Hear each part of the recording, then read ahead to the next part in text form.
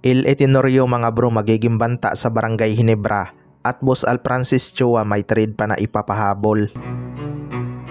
So marami na ngang excited sa opening game ng PBA mga bro. Yung dating nagpapaiyak nga sa Magnolia Hotshots na si Il Tenorio ay naging kakampi na nga nila.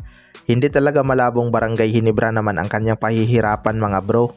Magiging banta talaga sa Barangay Ginebra itong si Il Tenorio dahil alam na nga nito ang mga play na ginagawa ni Coach Tim Cone. Pero syempre hindi rin sapat na alam lang ni Il Tenorio yon. Kailangan pa rin ma-execute ng maayos ng kanyang mga player ang kanilang depensa. Magiging malaking factor talaga sa matchup nila kung sino ang may magandang depensa. Malaki ang chance na manalo. Pero alam naman nating expert din si Coach Tim Cone pagdating sa depensa. Kilala niya nga ang mga player na kayang mag-limit sa scorer ng mga kalaban. Pero baka gagamit din ng triangle itong si Coach Il Tenorio sa opensa dahil marami nga siyang shooter ngayon. Matatandaan na kinuha niya nga itong si Javi Gomez Diliano. Malaki na rin kasi ang improvement ng kanyang shooting mga bro. Malaking tulong talaga yung pagiging Asian import niya. Pero nandyan din naman ang mga shooter ng Barangay Ginebra gaya ni Stephen Holt at RJ Abarrientos. Baka itong si Stephen Holt mga bro magfo-focus na ulit sa opensa. Mas iba pa rin kasi ang kanyang impact kapag naging aggressive siya sa opensa kaysa depensa ang kanyang focus. Sa kabilang banda naman mga bro, Boss Al Francis Chua may trade pa na ipapahabol. Ito nga Barangay Ginebra ang isa sa mga inaabangan ngayong season mga bro.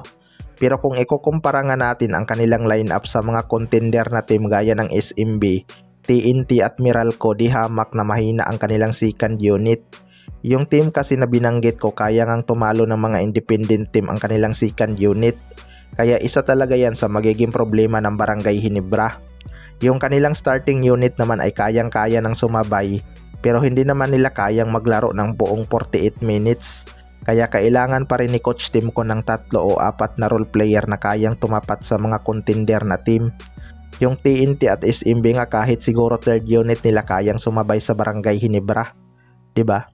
Pero ayon sa source mga bro ay may nakahandang trade na ipapahabol daw itong si Boss Al Francis Chua.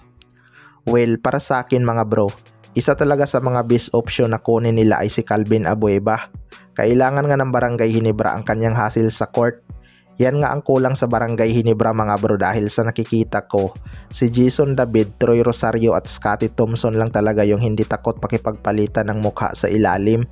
Mabuti na lang at may dadagdag pa na si Sunny Steele. Pwede ngang ipalit ng Barangay Ginebra dito kay Calvin Abueva sina Jeremiah Gray at Maverick Ahanmisi mga bro. Pero ang tanong lang dyan ay kung papayag kaya ang bagong team na Titan Ultra. Kaya abangan na lang natin yan. Kayo mga bro, ano masasabi nyo tungkol dito?